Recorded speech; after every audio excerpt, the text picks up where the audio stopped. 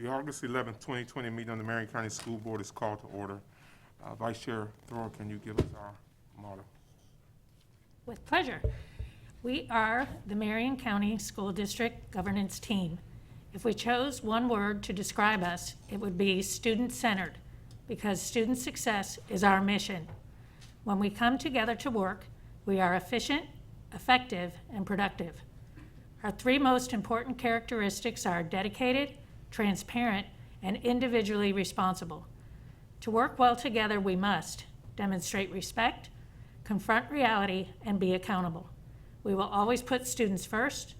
We will leave a legacy of success. I'd like to ask if there's any members in the audience to please remove their hats. For the courtesy of those listening to the meeting, I'm requesting everyone in the audience, please turn off all of your electronic devices and put them on vibrate. Later in the meeting, up to 30 minutes will be provided for individuals to address the board on matters concerning the operation of the Marion County school system or the school board only. Presentations to the board are limited to 5 minutes and are televised. If you wish to address the board regarding a regular agenda item or matters on which the board customarily takes action, you must first complete a speech form located on the table in the hallway. If you wish to address the board regarding a public hearing or a student discipline matter, please complete a lime green form. These forms must be fully completed and received by the board secretary no later than 5:40 p.m. The procedures applicable for each are on a separate sheet. Madam Secretary, please call the roll. Mrs. Nancy Stacy, District 1. Here. Mrs. Beth McCall, District 2. Mrs. Kelly King, District 5. Here. Mrs. Nancy Thoreau, District 4. Here. Mr. Eric Cummings, District 3. Here. Dr. Diane Gullett, Superintendent. Here. Ms. Suzanne Green, School Board Attorney. Here. Please stand for the pledge. I pledge allegiance to the flag of the United States of America and to the republic for which it stands, one nation, under God, indivisible, with liberty and justice for all. Madam Superintendent. Thank you, Chairman, members of the board. I recommend approval of the agenda for the August 11th, 2020 school board meeting with the materials in the board packet. Those materials distributed to board members at the meeting, and the audio recording included as part of the official record of the meeting. May I have a motion on the superintendent's recommendation? So moved. Moved by Ms. Thorpe, seconded by Ms. King. All in favor signify by aye. Aye. Opposed may have the same signs. May I have a motion to approve the minutes for the May 7th, 2020 administrative briefing and work session? So moved. Moved by Ms. King, Second. seconded by Ms. Thor. Are there any additions? I'm sorry, Ms. Stacy. Are there any additions or corrections to the minutes? There being none, all in favor signify by aye. Aye. Aye. May I have a motion to approve the minutes for the May 12th, 2020 emergency administrative briefing and work session? So moved. Moved by Ms. Thor, seconded by Ms. King. Are there any additions or corrections to the minutes? Any discussion? All in favor signify by aye. Aye. Aye, unanimous. May I have a motion to approve the minutes for the May 12th, 2020 school board meeting? So moved. Moved by Ms. King, Second. seconded by Ms. Stacy. Are there any additions or corrections to the minutes? Any discussion? All in favor signify by aye. Aye. Unanimous. May I have a motion to approve the minutes of the May 21st, 2020 administrative briefing and work session? So moved. Moved by Ms. Stacy, seconded by Ms. King. Are there any additions or corrections to the minutes? No discussion, there being none, all in favor signify by aye. Aye. Unanimous. I'm asking the school board's attorney to explain the rules governing persons who wish to address the school board tonight. In compliance with Section 286.0114 Florida statutes, the school board has adopted uniform procedures for public speakers who wish to speak at tonight's meeting, either regarding one of tonight's agenda items or a matter which relates to the operation of the school district. These procedures will ensure the public has a reasonable opportunity to be heard on school board and school district matters. A written summary of these procedures is available from the table in the hallway. Public speaker forms are also located on the same table. Completed forms are due to the school board secretary no later than 5:40 p.m. Tonight's speakers will be called prior to the business portion of the school board's meeting in the order of receipt by the school board secretary. Before you begin speaking, please state your full name and address for the record and spell your last name. Each speaker will have 5 minutes of time. However, if there are more than 5 persons who wish to speak, the board may seek consensus to limit each speaker's time to 3 minutes. When the speaker has 1 minute remaining, The speaker will receive a visual notice from me to complete his or her comments. Speakers may not yield their time to others. Speakers and meeting attendees are expected to conduct themselves in a respectful manner. Verbal attacks and profanity are strictly prohibited. Pursuant to the procedures for public comments, item 6, speakers are not to identify specific individuals other than themselves or their child unless the statement has been provided 24 hours in advance. If there are matters dealing with student discipline to include expulsions, they will be scheduled at the conclusion of the televised portion of the meeting.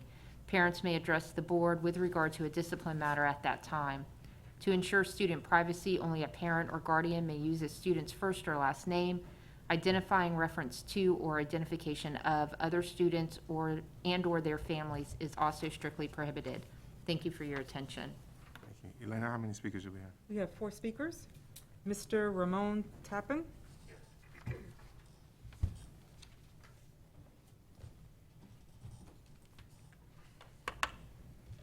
I'm Ramon Tappan, T-A-P-P-A-N, 6782 Southwest 168th Terrace Road, Ocala, Florida 34481. I am representing over 200 Denellen youth that want to play sports, ages 5 to 15. Denellen High School has told me the county is not accepting facility lease agreements.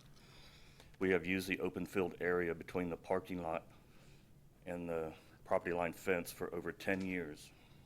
We are also the only Pop Warner football program in Marion County that uses a high school field because of the lack of county or state parks that have a sports venue to support us in the Denellen area. The city of Ocala Parks and Recreation facilities are open to youth sports, but in Denellen we don't have one of those areas for us to use. Sports are still happening for those families who can afford it.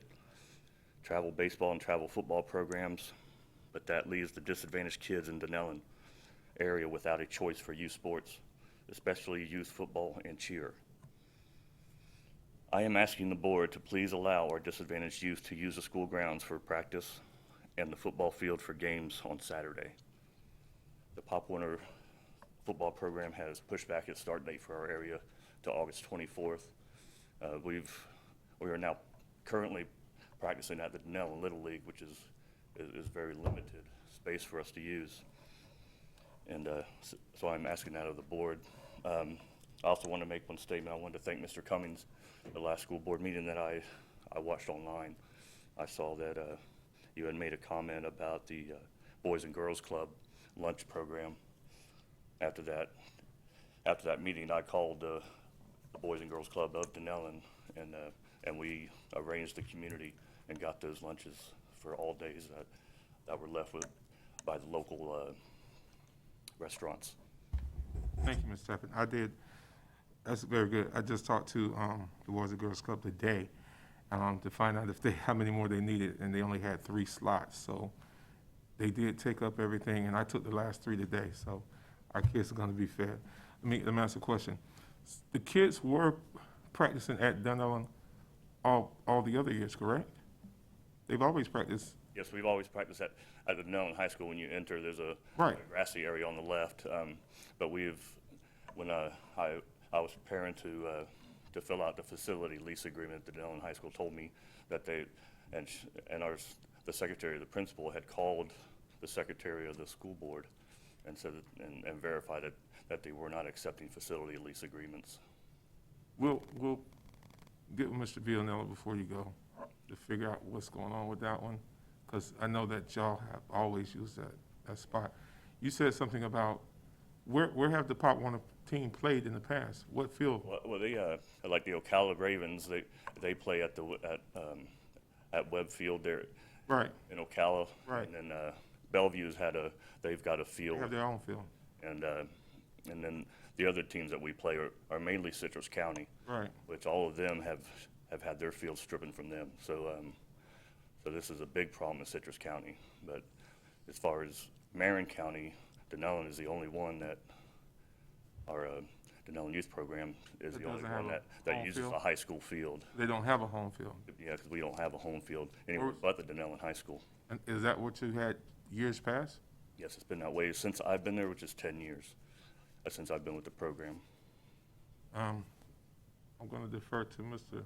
Villanova to kind of find out what's going on with that. Let's see. And would you let us know? I'm sorry? I was asking Mr. Vanilla, when he figure it out, would you send us an email about it? Yes? Thank you. Thank you. Thank you. All right, thank you. Thank you, Mr. Chapp.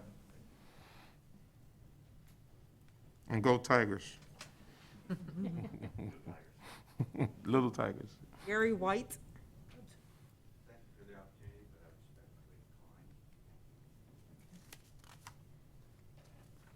Kirsten Angel.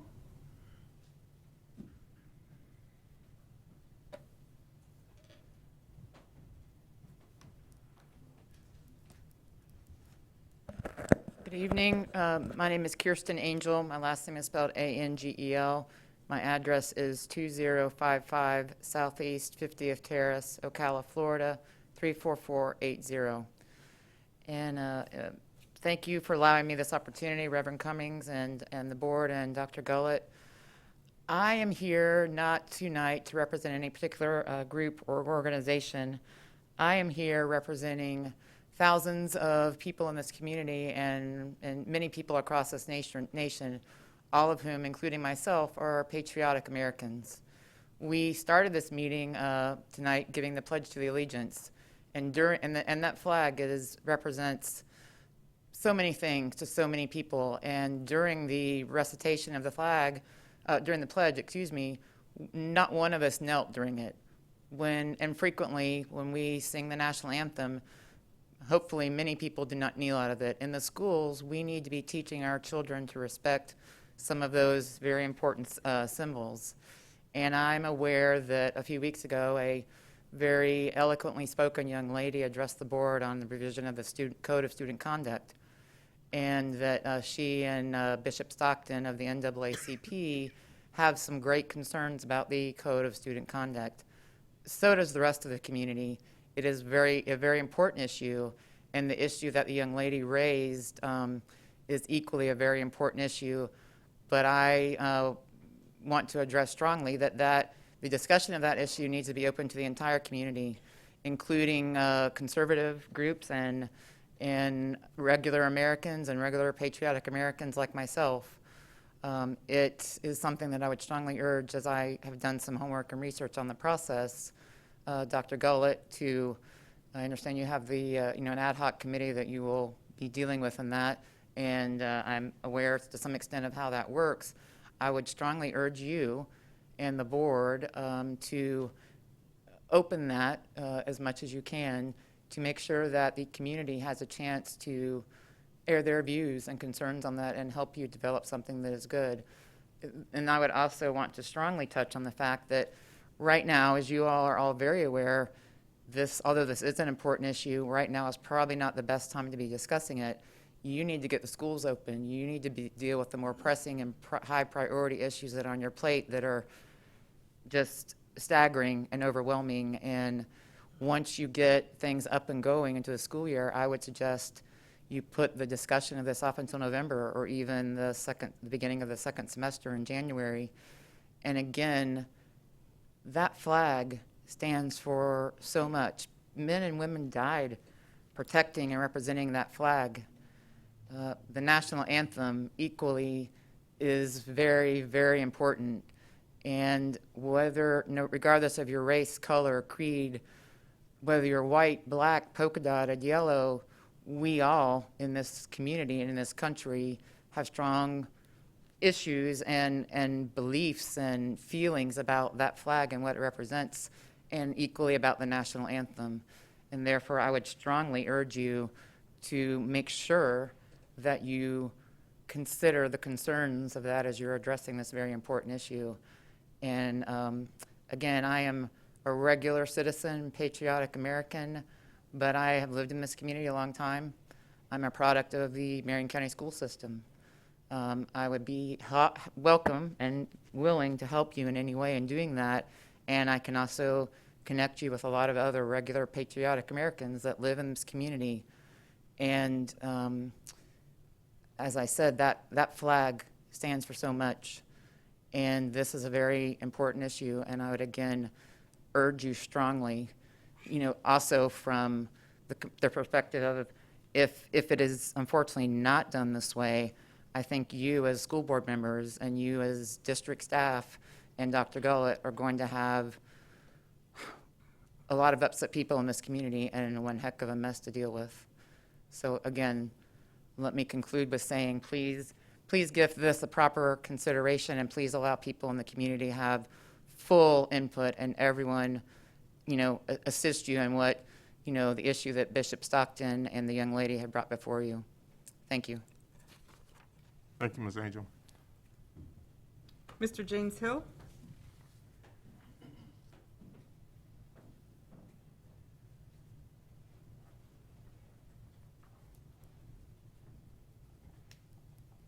Good evening. My name is James Hill, and I'm at 8696 Southwest 88th Court Road, Unit B, Ocala, Florida, 34481. Excuse me. I hadn't expected this tonight, but I just heard about the situation regarding the flag and the school board.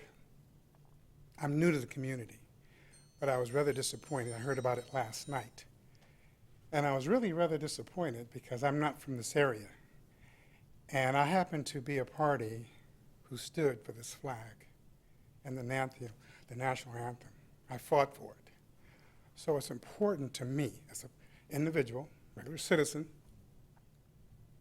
that our children have the same respect and honor for that flag.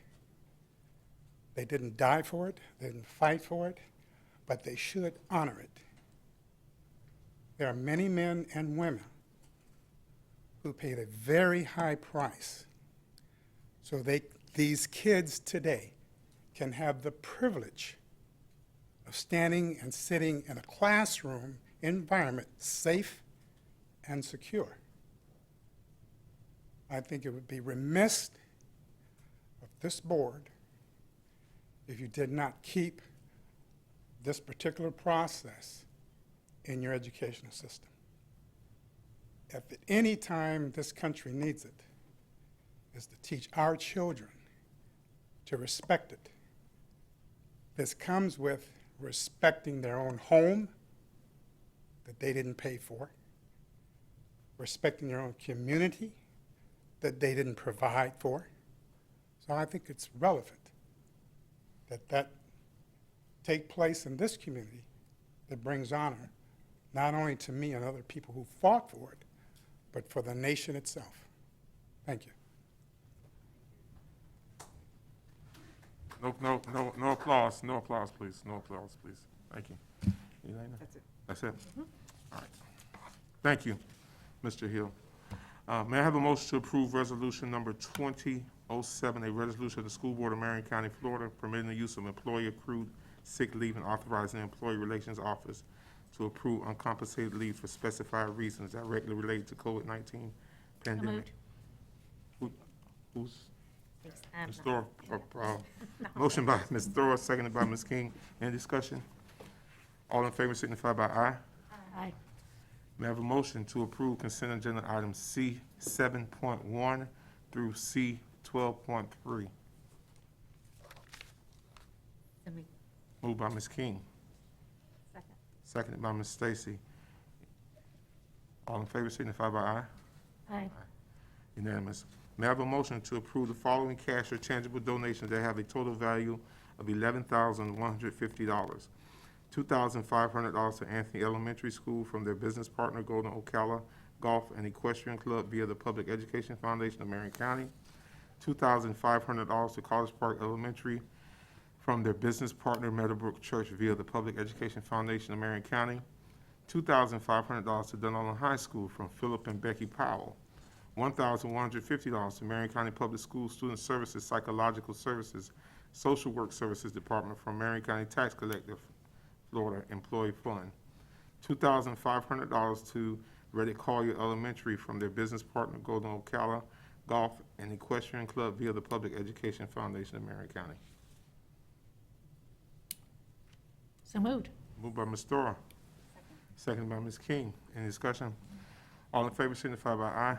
Aye. Unanimous. Ms. King, can you give us our thank? Yes, yes. On behalf of the Marion School Board, we are very grateful for the donations that have been provided to our community during this, or our schools during this challenging time.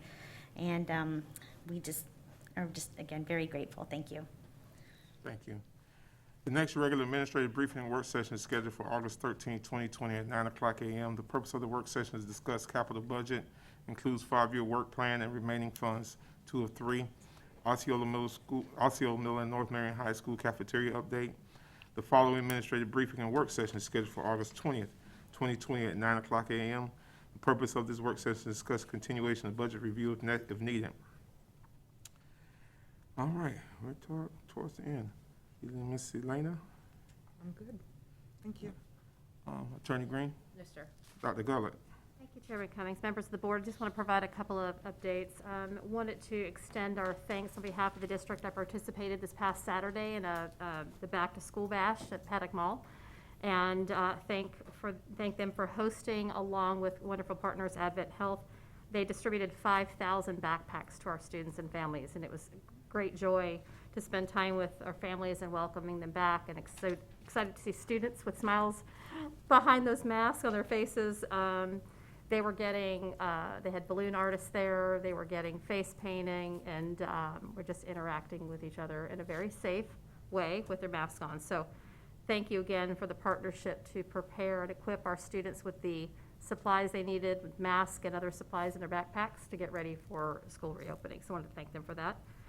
As a reminder, we had week 2 now with training, so that is underway. I wanted to ask and remind staff and parents as well, if you have questions about reopening and specific cases as we're working through this very challenging situation, please don't hesitate to reach out to the schools directly and supervisors to work through individual situations. We know this takes a lot of extra patience and care this year. And so as those unique situations come up, please do not hesitate to reach out. We are here to support everyone in this transition. And this week, as a reminder, we will meet actually tomorrow with, our team will meet with the team from the Department of Health. And so on Thursday at the work session, my plan is to provide an update from our meeting for items that are shared with us from the Department of Health. And we will also be providing weekly data to the board on the cases related to COVID for our staff and then students upon their return. So again, want to thank everybody for their diligence in this time. Thank you. Ms. Stacy. Yes, I think I would like to talk a little bit about what the speaker spoke about tonight. I've done some research. I've spoken to Alachua County. For years, our Code of Conduct Committee, I always kind of knew something was kind of weird about it, but I didn't really push about it because it was an elected superintendent. We had a little trouble getting statutes paid attention to and things. With all, oh, I'm suffocating.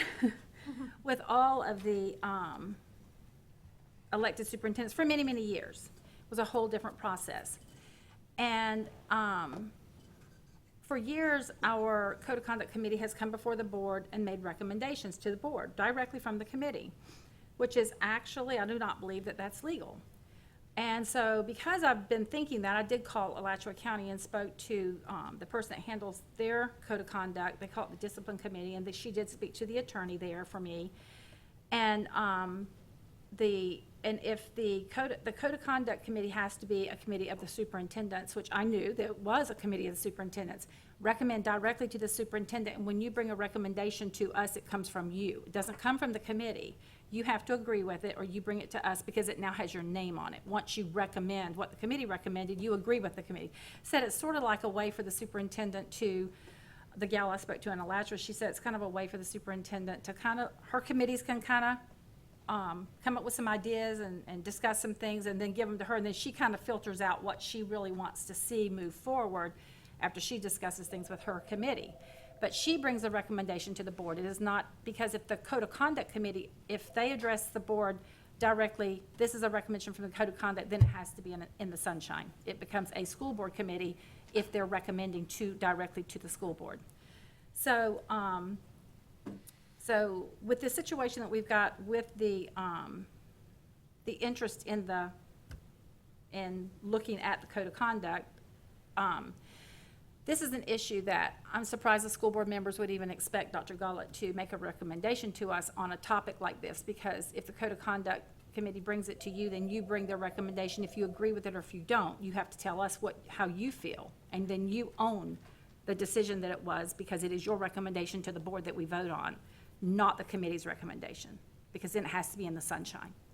So if we want to pursue and move on with this, right now, I agree with the speaker that we have so many issues right now in front of us. To open up something that, and bring kids in, I saw that we're gonna have a committee, we're gonna invite students to be on it and different ones. And, you know, I think the parents would need to approve that the students are on it, because I'm concerned that we're gonna end up having, instead of having the Marion County School System, we're gonna have the Hatfield and the McCoys, where we have two sides, students who have been friends for life now have an issue. This is, you know, an issue for colleges, but the state statute is real clear. This is a statutory issue where the state, this is something that has to be changed at the state level, because the state statute says that, gives us guidelines. After speaking with Mr. Vianello, he said that the state, that it's written, everything's written per state statute. Is that what you told me? And that there are things that it suggests, you know, it says that we must do. We must have the pledge. And does it talk about the standing, or does it talk about any of that? It does. So for us to address that and remove it, it would be going against state statute. Am I correct about that? It does provide language in the statute. He needs to come to the, yeah. I'm gonna look to our attorney to help provide Yeah, guidance on this. it's not a may, it's not a shall, it's a may. There are ways to opt out in the statute, and there's a federal case on point, and there's a memorandum from the Department of Education as to this exact issue on parental consent. So, as I have said, I think it's something that y'all can consider, and it's well within your ability to do so. And then for the facts, let me set the record straight. The young lady that presented in Bishop Stock, everybody was here, heard what she said. She did not ask for the code of conduct to be changed, No, what she asked, for it to be reviewed, she simply asked for a dialogue dialogue. as to the consent issue. Exactly, that was And the all. Department of Education has, based upon a federal case, said that that is something that's well within the purview of us to look at based upon the maturity of the students. Right. Based upon the maturity of the students. So I don't know what level we were talking about, because the code of conduct, I mean, we got a K through 12 school system, and I don't know that a 6-year-old's mature enough to kind of make the decision whether they want to sit or stand. If we change a code of conduct and we make it across the board. Stacey, it wasn't to change the code of Well, conduct. no, to change the consent part, It- to address it the was- consent. It really wasn't even, she asked that we look at the penalties for it. Well, exactly. Correct. So if we don't have a penalty, then it's allowed, or the penalty's really But insignificant. then she it's- asked for us to look at the penalties because of the climate of the country. The climate of the country, right. And these are children under 17 years old. And to have students at school based upon peer pressure of friends and doing what friends do, when they have to go home to their parents, and their parents, like, I think parents have enough issues with their children these days without having the Hatfields and the McCoys within their own home. And then we have students in the school that have been friends. So my point is this. If we're gonna go into something that's this controversial, then I would like for the board to consider a committee in the sunshine. If the Code of Conduct Committee handles this, then when the recommendation comes, it would come from Dr. Gullett. It would not come from the committee. Her committee advises her, and then she brings a recommendation, but it then becomes her recommendation, not the committee's recommendation. I don't know that I'm not interested in putting her into a situation where she has to make a decision, something like that, and bring the committee for us to vote up or down on it, because that's what would happen. We would vote up or down, whether we accept your recommendation. And so I might, would ask the board to consider if we want to do this, and I really think right now is kind of a crazy time to be bringing something up when we don't even know if the schools are how we're going to keep the schools open as it is. I agree maybe after January, do something with this, but I would suggest possibly each board member choosing a representative, and the representatives together, it becomes it becomes a group just like the referendum committee, and it's in the sunshine and everything, and then it becomes if the committee wants to recommend, then your name's off of it. It becomes that committee. You do not have to sit and agonize over a decision what you're going to recommend to this board. Because if the Code of Conduct Committee makes a recommendation to you, when you recommend to us, it becomes your recommendation to us. And you can say, well, it's based upon what the Code of Conduct Committee, but it is your recommendation. Am I correct, Attorney?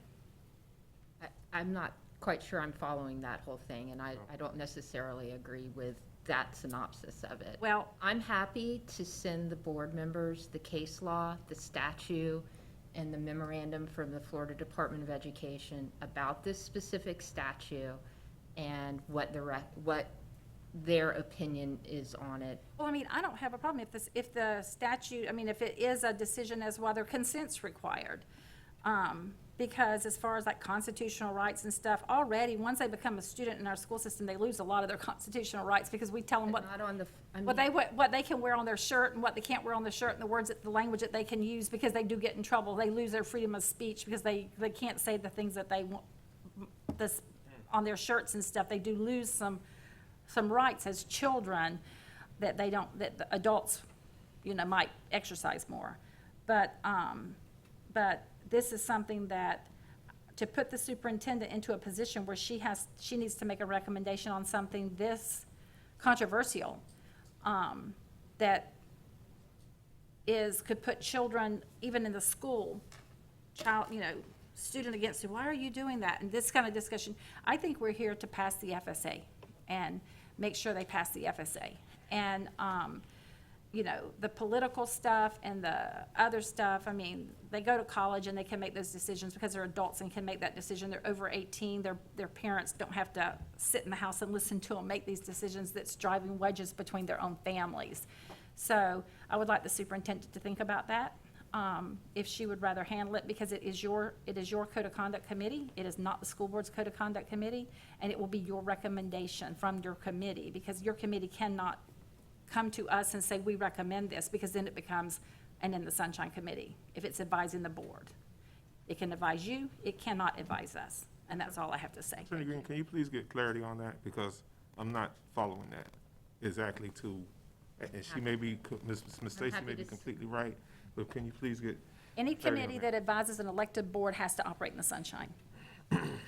We've had that Code of Conduct Committee forever, and the Code of Conduct Committee has met, so if that's the case. I've never Hold up, Ms. challenged. Stacy, if that's the case, then we need to go back and undo everything that the Code of Conduct has ever stood for. It's already done.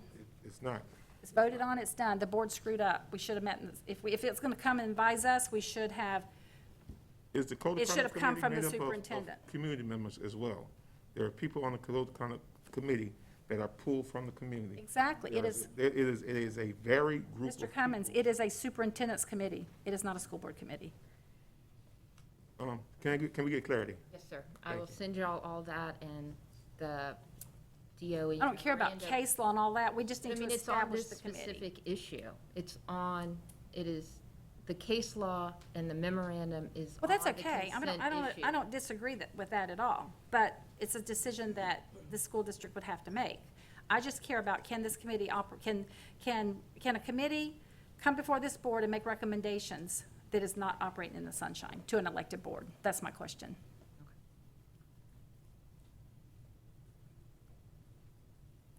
Because I don't care about case law and all that. Ms. King? Yeah, I'm curious to hear what comes of that, because I do have my strong opinions on what may come before the board, but I will save that for the appropriate time.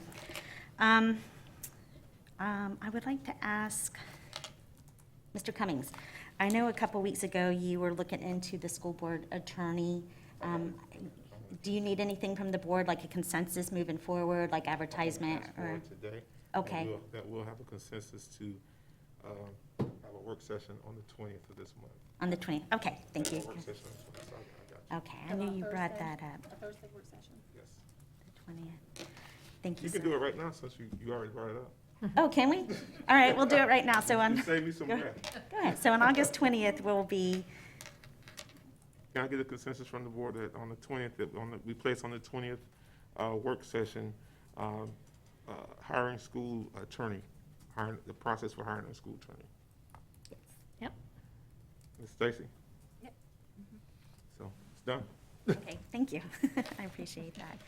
And my other thing I just want to say is I just want to tell every single employee that is in the Marion County Public School System, thank you for your dedication to your students and to our community. We are in the most unprecedented, challenging times, and I know you guys hear that every day, and I feel like we are saying that every day, but we are so grateful for your dedication, and I understand that it is trying times, and there still is a lot of confusion and so many unanswered questions.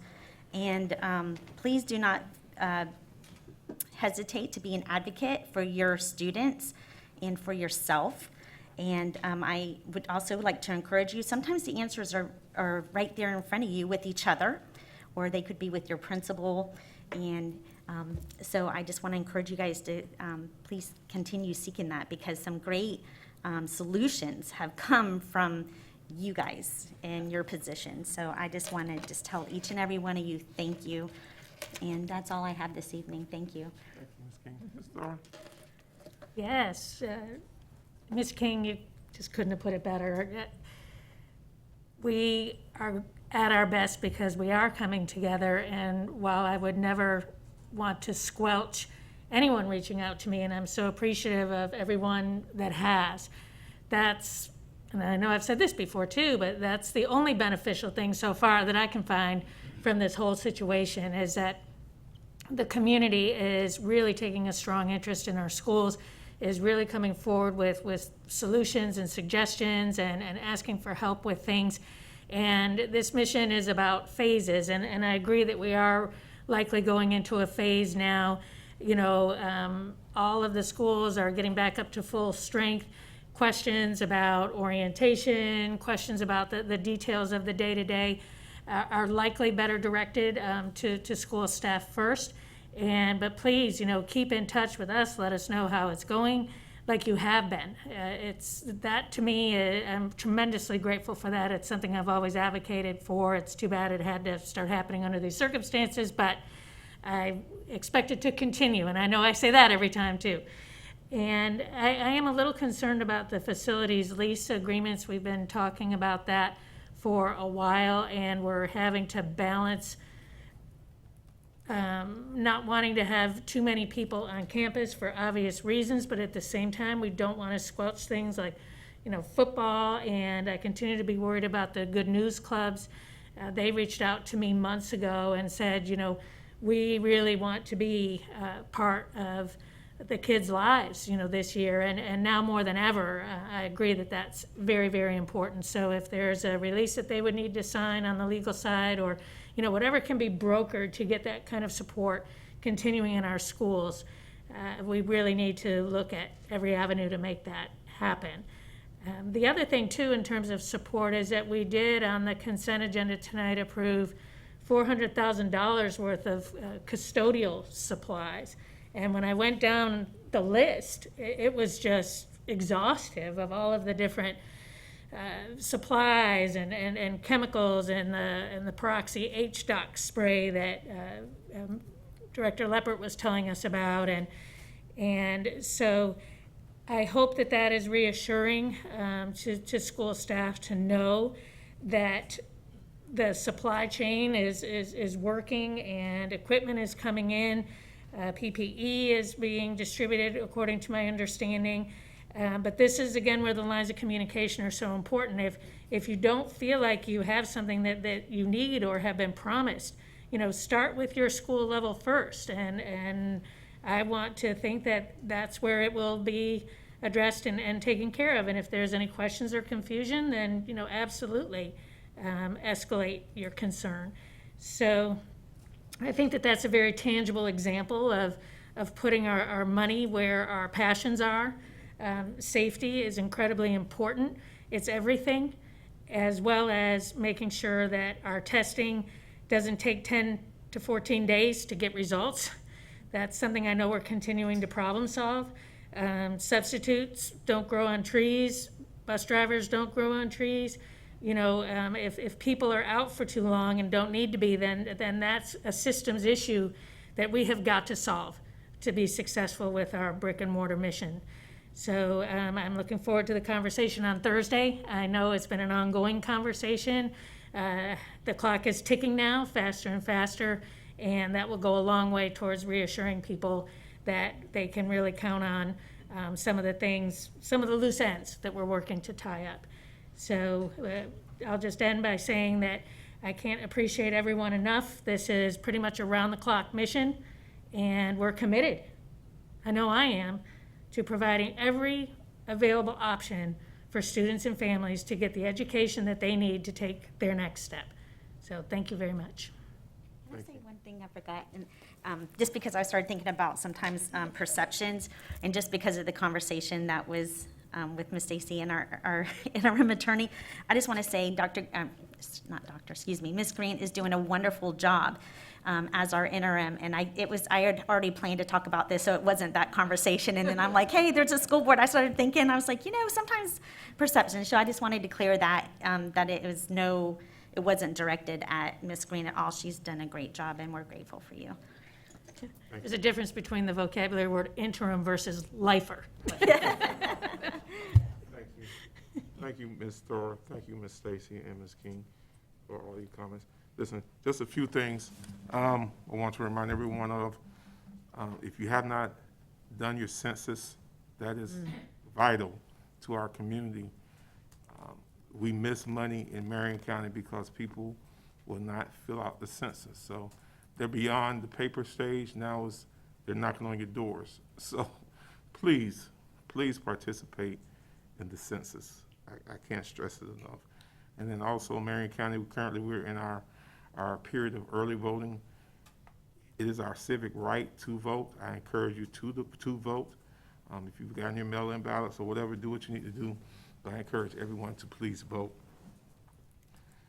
Also, I'm looking forward to the health updates, the health department's updates. I'm concerned, very concerned about mixed messages and the testing procedures and how long it's taking to get responses back. Someone took a test that I know 2 Fridays ago. They just got the results today. That's ridiculous. That's not fast testing. That's not, and we can't, if that was an employee that was of this district, it would have taken too long. That person would have been out a long time.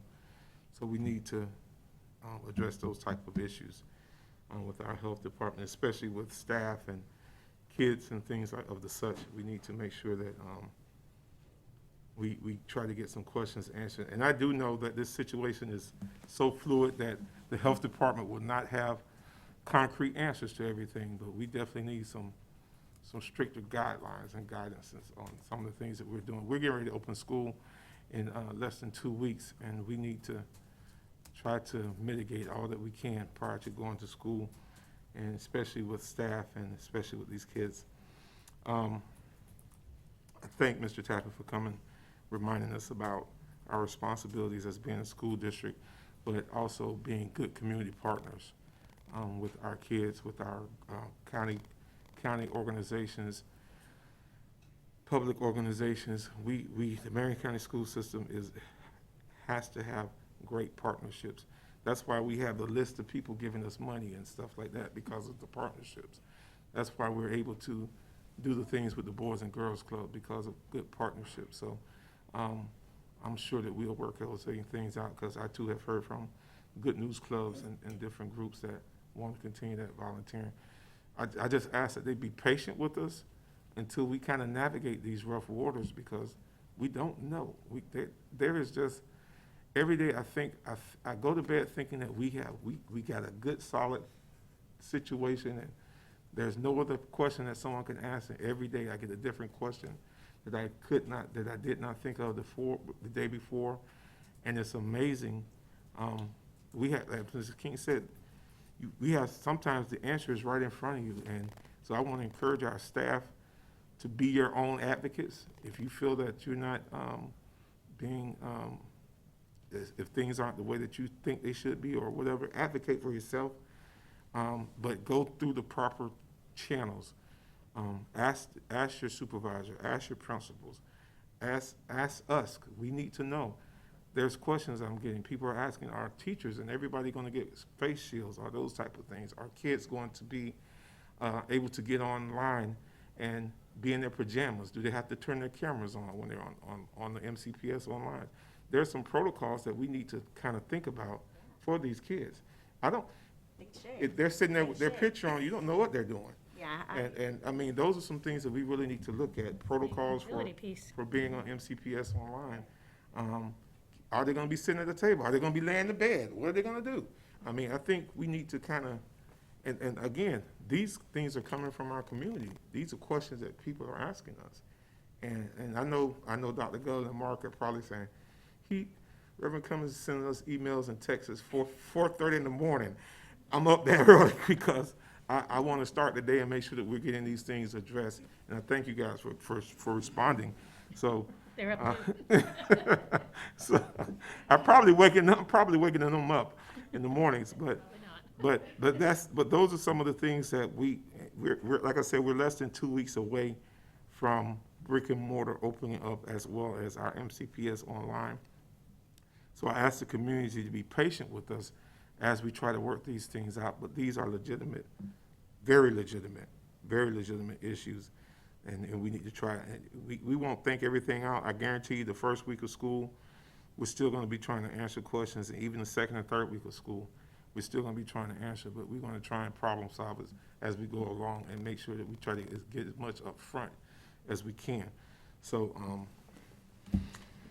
thank you for that. And then I as I said already, I'm interested to see what the attorney will get for us concerning this issue. I think sometimes I think sometimes we put the cart before the horse. And I'm very patriotic. I believe in the national anthem. I believe in saying the pledge. But I also believe that sometimes we need to listen to people and have conversations and dialogue. And the young lady, all she asked for was dialogue. She did not ask us to change anything. She did not ask us to break any rules or change the law. She asked for dialogue. And as adults, when you have someone asking you, this is one thing I found out about teenagers and kids. When they ask you to talk and you shut them down, you have a problem. You have to listen, at least hear what they have to say, and then you can give good guidance. But if you never listen, you'll never be able to give good guidance because you're going to say, that's the way I want it, that's the way it's going to be. And guess what? They're going to go out and do it behind your back. They're going to do whatever they can do just to be rebellious. So let's have dialogue. Let's not shut people down before they even tell you what they're talking about. Let's hear it out. And I agree. There's going to be dialogue both ways. There's going to be dialogue with people saying one thing and people that, but you have to hear it before you can make a good decision. And as board members, we're elected to hear both sides of the story and not just take one side and run with it either way. So I'm one of those people that want to hear. Because the only way I'm going to learn is to listen and to hear what people have to say. So I think once I hear arguments, a judge doesn't make a decision based on one side. He listens to both sides of the case, and then he makes a decision. So I want to hear. Hold up, Ms. Stacy. Hold up, Ms. Stacy. Hold up, Ms. Stacy. You had your time. You had your time, Ms. Stacy. We listen. We listen. We listen to you. You're not listening. You're not listening now. You are misquoting me. You're not. No, I'm not. I haven't said your name. I haven't said your name one time. I said let's listen. Should not be listening. Let's listen. And I'll say it again. Let's listen. Let's hear both sides of the story. And when we hear both sides of the story, then we, as an elected board, have to make a decision based on what we've heard. That's all. hear both sides if it's not a public meeting. And the other people, we can't hear everything. Our attorney will bring that back to us, Ms. Stacy. Our attorney will bring that back to us. So, again, we don't live in a country where we shut people down and make sure that they're not heard. We listen to all sides. And we don't do it behind closed doors if we're a We government. listen to all sides. And if the process has been that we have a committee that brings us what they've talked about, a committee made up of people that we put on the committee, then that's the didn't put anybody process. on it. If that's the process, then that's the process that we've been working with. If the process is wrong, then you correct the process. And then once the process is corrected, then you bring it back. But we don't have to be fussing and arguing about something like that.